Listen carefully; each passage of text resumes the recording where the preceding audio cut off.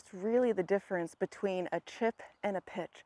Oftentimes players might interchange those words when they're actually two very different types of moves in our short game. So in today's video, we're going to cover the difference between a chip and a pitch.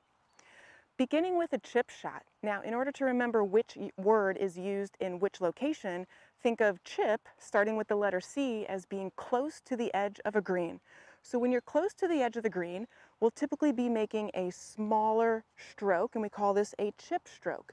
Now, this is a one lever move, which means the lead arm will pretty much stay straight throughout this motion, and you'll see very little to none wrist motion.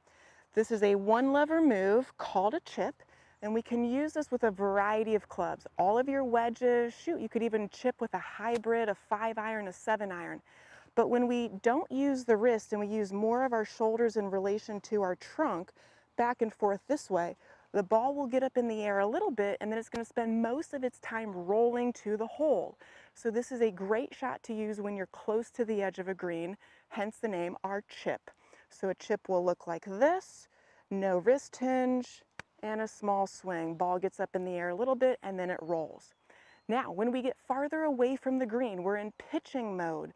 A pitching mode is two levers. So this motion is one lever from our arm to our trunk, and then lever number two, which is engaging the wrist hinge.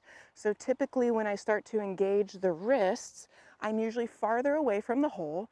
I have to get the ball more in the air, but it still might roll out on the green quite a bit, and I'm typically, again, farther away. So when I need more power, I use two levers. I use my arms and I use my wrists in order to bring the golf club back. Now, when we compare the chip versus the pitch, you'll see that the chip motion is much smaller, hence a lot closer to the hole, and the pitching mode is a lot farther.